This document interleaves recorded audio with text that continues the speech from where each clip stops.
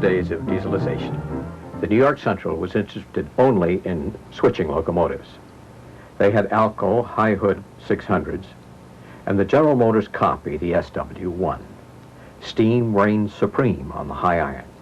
The magnificent J3 Hudsons were still new, and the mighty Niagara had yet to make an appearance. The DES-1, shown here, was built by General Electric for Cummins diesel in 1942. The New York Central began experimenting with both freight and passenger diesel units as early as 1928. The passenger unit was not a success, but the freight version was used until 1946, when it was converted into a hump trailer or slug and continued in operation until 1953. The DES-3, built in 1930 and shown here, represented the combined efforts of Alco, General Electric, and Ingersoll Rand. As built, it could operate as a diesel or a battery electric. It began life at LaSalle Street Station in Chicago and had third rail shoes added later when it was moved east to operate in New York. Some of the 40 DES-3s were also converted to hump slugs.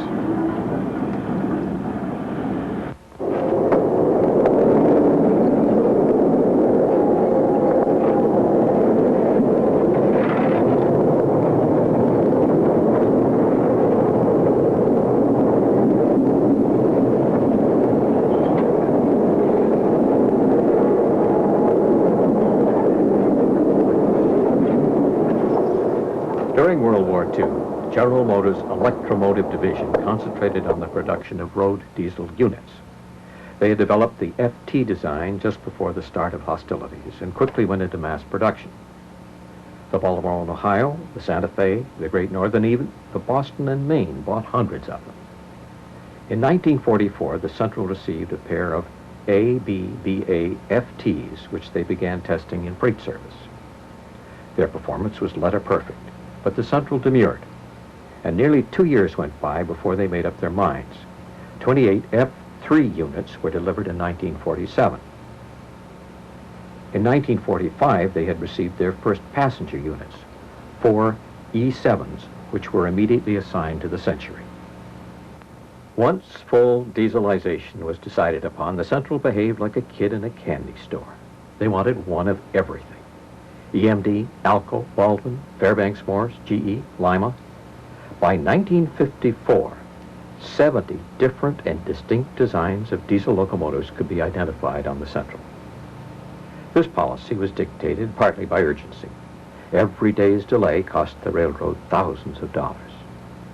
Manufacturers offering fastest delivery got the orders, but often those makes which were available were inferior. The Central also was playing one builder off against another. Its theory was that by buying less recognized makes here and there, they would keep all manufacturers on their toes and innovate. But these policies led to near chaos. They signaled in part the coming demise of the Central. The railroad assigned their new diesels wherever they might be needed at the moment, without respect to make or model. Their several maintenance centers wound up with a bag full of diesels of many different descriptions, each requiring different manuals, different spare parts, tools, and knowledge. Engine crews scratched their heads over a wide variety of controls and performance characteristics. In an attempt to simplify matters, EMD units were assigned to the western end of the system, Alco units to the east. The Alco units were particularly troublesome, and the Baldwin units failed regularly. Fairbanks Morse Power, both those built at General Electric's Erie plant in 1948 and 49, and the Sealiners of 1950 proved the least reliable. Alco, of course, by virtue of its location on the New York Central Main, its long record of supplying reliable steam locomotives, and its generation of a great deal of freight, had a special relationship with the Central.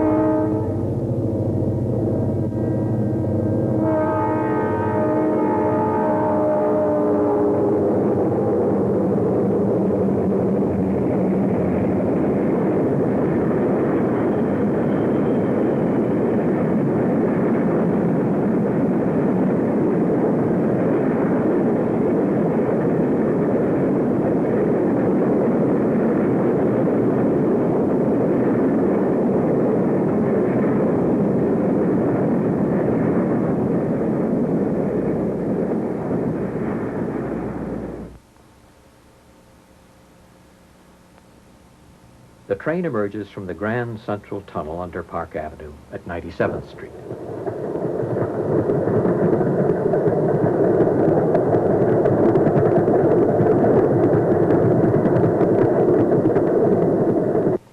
The New Haven engine is an FL9 diesel equipped with a third rail shoe for operation in the Park Avenue Tunnel. This tape is about the sleek, high-stepping diesels that race daily between New York and Chicago. Well, almost New York and Chicago, but not quite. For 33 miles between Grand Central Terminal and Harmon, almost every train was pulled by one of these P2B electrics. In 1910, the state legislature banned the steam locomotive from Manhattan Island in the interests of curbing air pollution, and the Central electrified the line from Harmon south. In 1955, they introduced the P2. 125th Street Station. P2s began life as P1s in Cleveland's Union Terminal in the 1930s with overhead pantographs. They worked until the diesels took over in 1953, when 11 were moved to Harmon, New York. Their electrical systems were completely rebuilt from 3,000 to 600 volts. Smaller but more powerful motors were installed, and the P2s then took over the runs between Grand Central and Harmon from the earlier T1 class electrics. In 1960, approximately 450 trains a day were handled at Grand Central. An equal number were received and dispatched. This is Mott Haven Yard, 5.5 miles north in the Bronx, where most of them were stored and serviced between runs. It consisted of 146 tracks divided into 6 different yards.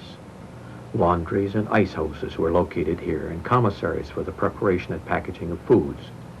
Car washers were located a mile or two west at High Bridge. You were looking north towards the end of the yard. The S3 that you see switching was the prototype for the famous Lionel model that was found running in circles between more Christmas trees than any other toy train before or since.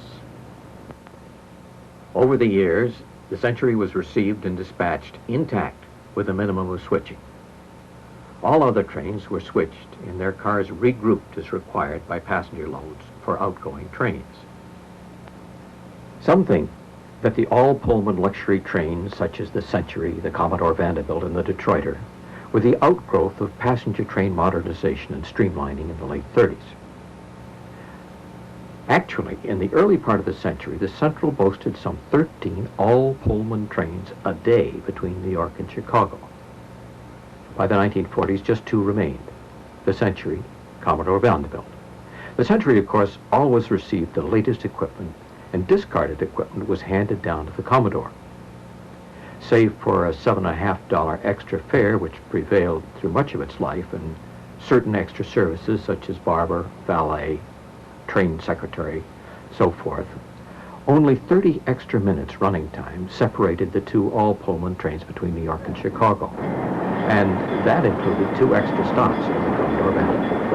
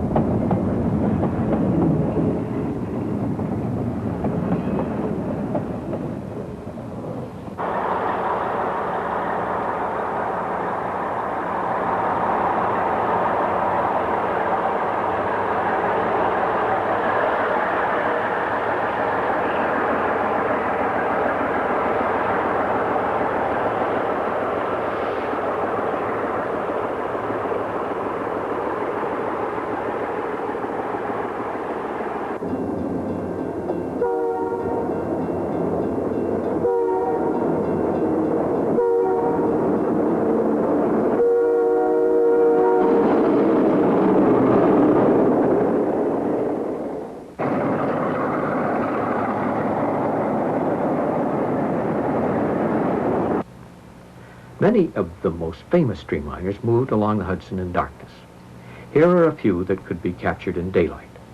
In order, we see what appear to be the North Star, number 40 twice, the Lake Shore, the Missourian, the Mohawk 3 times, the Advanced Knickerbocker, and the Knickerbocker. It's not easy to figure out the destinations of some of these trains. The North Star, for instance, carried Pullmans for Toronto, Montreal, Cleveland, Plattsburgh, Lake Placid, Malone, and Thendara. Or take the Iroquois, Ogdensburg, Watertown, Messina, Carthage, Montreal, Burlington, Rutland, Cleveland, and Chicago. It also picked up cars from Boston, Detroit, and Lake Placid.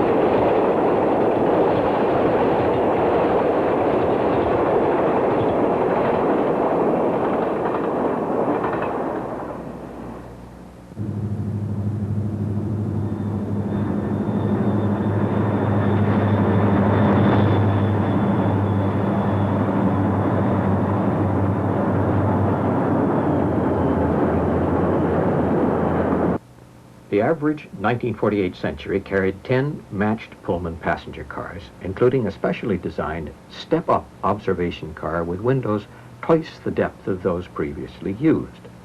In addition, it had 1 or 2 stainless steel Pullmans, which would be transferred to the Santa Fe Chief at Chicago.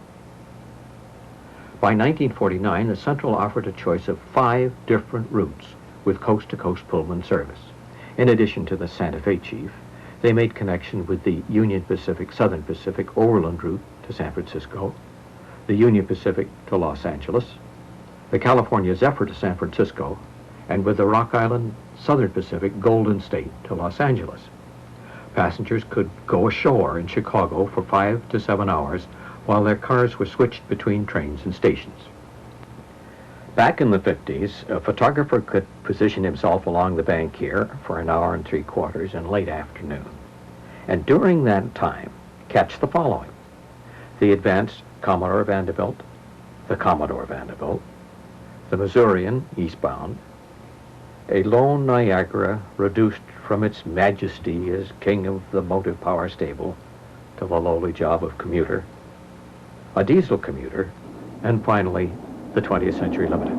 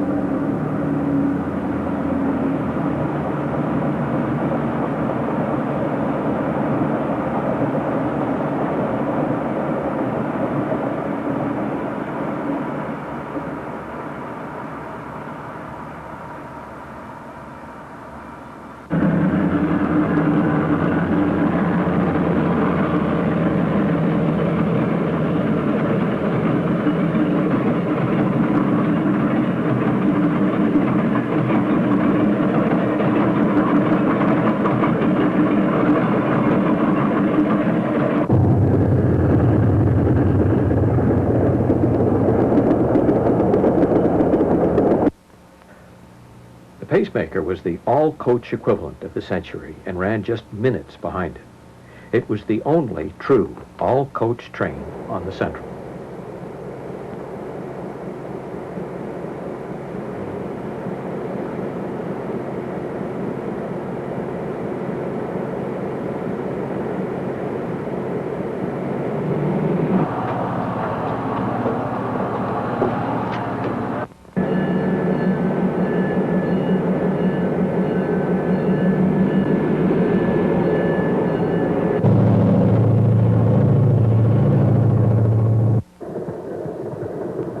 The two southern or left-hand tracks of the four-track main were dedicated to passenger service. The two right to freight. The Central owned its own dining, club, lounge, and post office cars. Pullman supplied conductors, porters, valets, and club car personnel. The railroad supplied engineers, firemen, conductors, brakemen, barbers, secretaries, ladies' maids, and dining car staff. Dining was a very special experience on the Century. Profit was not a consideration. The dining car was the showcase for the entire Central system. Orchids for the ladies, and food that was supposed to equal the best restaurants.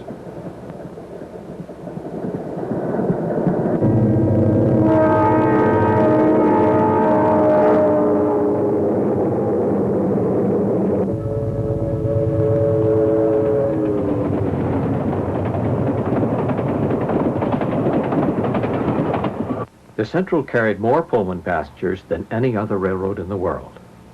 At the end of World War II, they placed orders for 42 complete passenger trains with both Pullman and the Bud Company. Smooth-sided cars from Pullman were to re-equip the Century, the Commodore Vanderbilt, and the Detroiter. The Central premier all-Pullman trains. The fluted stainless steel cars were destined for the Empire State Express, the Pacemaker, the Ohio State Limited, the Missourian, the New England States, the Southwestern Limited, and so forth.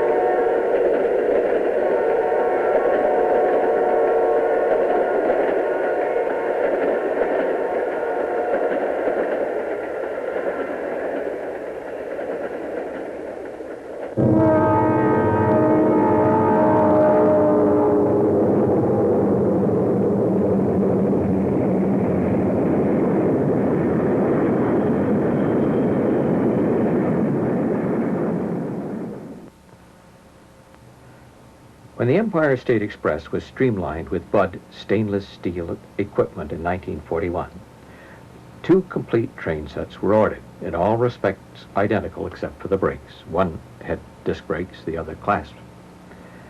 The cars were named for governors of New York State. Unlike almost all other streamliners of the day, the parlor cars, equipped with enormous, oversized armchairs, were placed at the head end of the train. The 2 Tavern Lounge observation cars, Franklin and Theodore Roosevelt, were open to coach passengers. 2 separate dining cars served parlor and coach passengers, and parlor car passengers had their own Tavern Lounge. When diesels took over, Alco PAs were the first power assigned.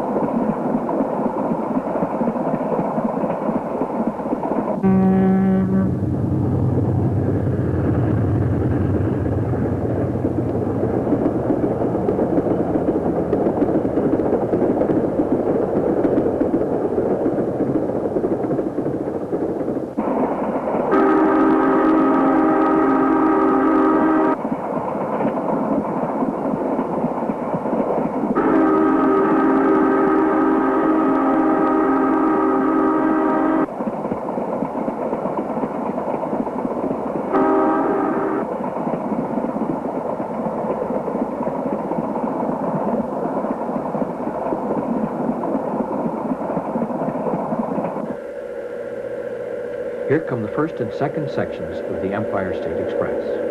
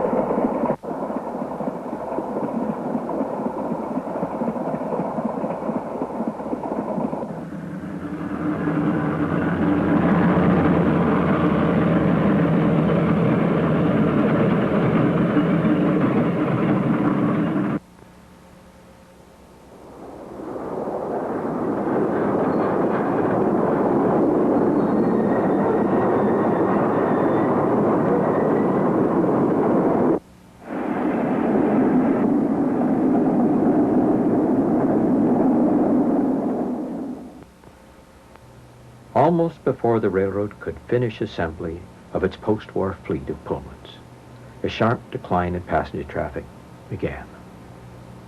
Millions of Americans, their gas tanks brimming after 5 years of rationing, and their wheels shod with the first reliable tires since Pearl Harbor, took to the open road. Toll roads stretched away to the horizon, and the federally funded interstate system was one of the first post-war priorities. Some of the sparkling new Pullmans were hardly ever used. Some were sold to other railroads. Some were shipped to Mexico and Canada. By 1956, the Central announced plans to close more than 400 passenger stations, including the ornate palaces in Albany and Schenectady.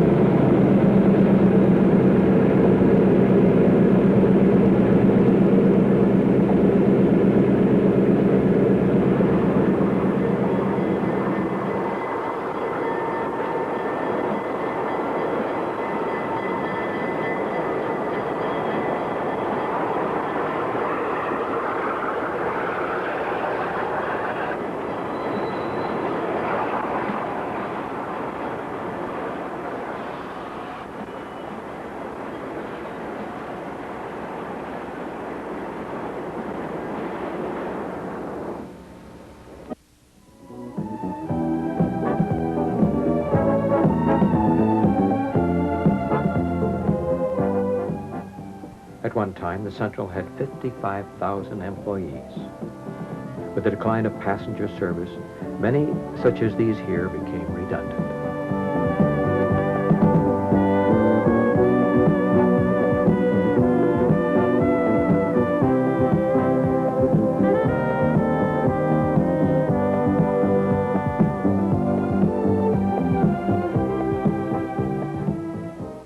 Central kept groping for a future for the passenger train and ways to win back the thousands of riders which had once been theirs.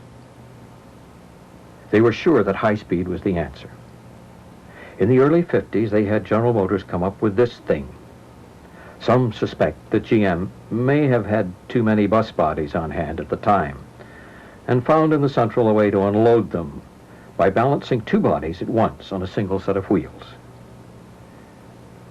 In any case, they won a second customer in the Rock Island, and the Franco dictatorship in Spain, hungry to display progress to its citizens, ordered another, which they dubbed the Talgo. Talgo it did. Tango was more correct. In all railroad history, there has probably never been a rougher ride. Passengers bounced like popcorn.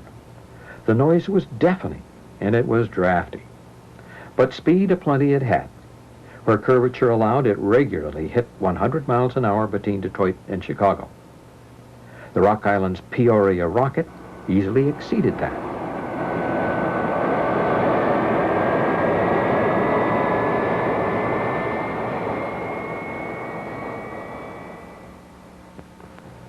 And here, in the summer of 1966, on a 24-mile tangent near Bryan, Ohio, the pride of the Central was unveiled. They disconnected the drive shaft from the conventional motors of a Budd car, dropped the bathtub shape of the first streamlined steam locomotive over the nose, and announced that they had seen the vision of the future. An airplane was sent aloft to watch the grade crossings, and a bona fide jet pilot pulled a radio-equipped helmet over his head and climbed aboard. The ensuing racket caused the cows within a 20-mile radius to stop giving milk.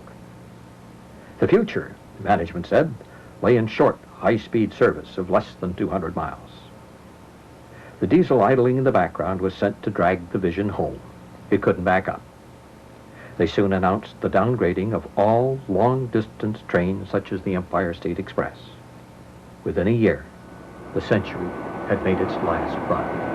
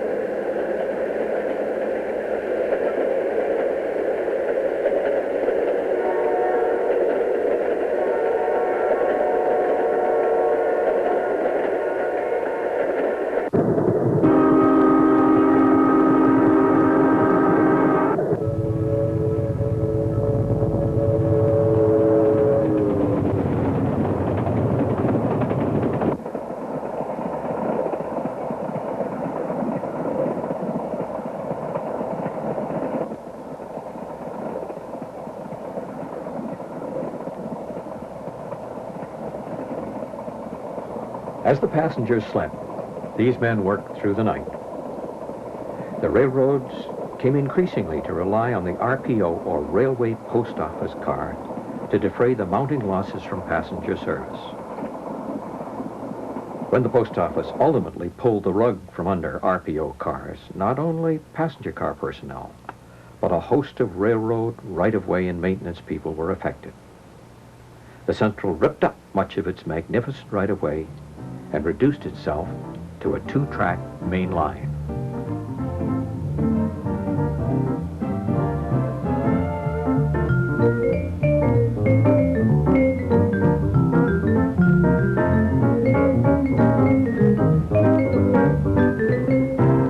It's December 1967, and here, below ground in Grand Central Station, we see the final departure of the 20th Century Limited. There was a mystique about the New York Central, and particularly about the 20th Century Limited, such as no railroad anywhere has ever achieved. It lives on still in the minds of old men as a time when titans of steel and steam bound together a simple, predictable world. Part myth, part legend.